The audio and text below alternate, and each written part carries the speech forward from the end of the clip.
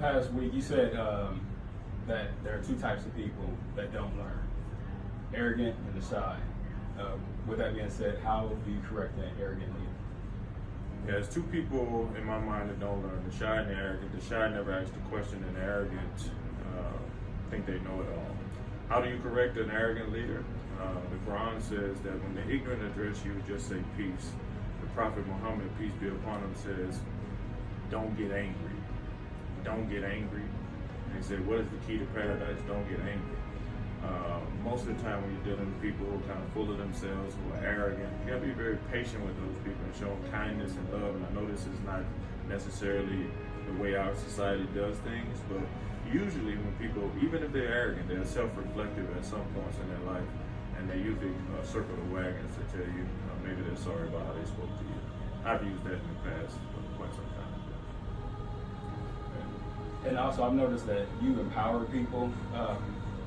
Can you speak on how your selfless service has become one of your strong traits? Yeah, my mom was a devout Christian. We used to go door to door, passing out flyers, always empowering the downtrodden and oppressed, as the Bible, the Quran, and the Torah talks about. And so for me, that's been in me my whole life. After I got over my issues of self-esteem and lack of self-worth, I decided to uplift myself. I wanted to empower other people. And first I had to empower myself. So empowering myself, I decided and I learned how to empower other people. By empowering other people, it actually gives me life. It gives me purpose, being able to help other human beings reach their potential. So it has helped me tremendously, not just in empowering people. It has also helped me move through the ranks in the military. And so, being an ambassador of Islamic faith and officer in the profession of arms, sometimes that might present a conflict of interest. How do you deal with that?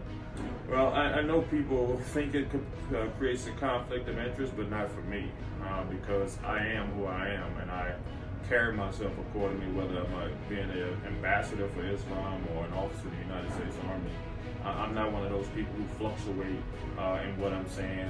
I have different values when I'm talking to different people. I am who I am, whether I'm with the Muslims, I'm with the Christians, I'm with the Jews, I'm with a bunch of Army officers. I think it's important in life to be who you are, to have your values no matter where you are. I think a lot of people lose themselves because their values shift depending upon the people they're with. And I think that's why people are unhappy. Me, I don't do that. I am who I am, and most of the time people accept that. Sometimes they don't, but I feel comfortable laying my head on a pillow knowing that I didn't have to put on and shuck and jive for people.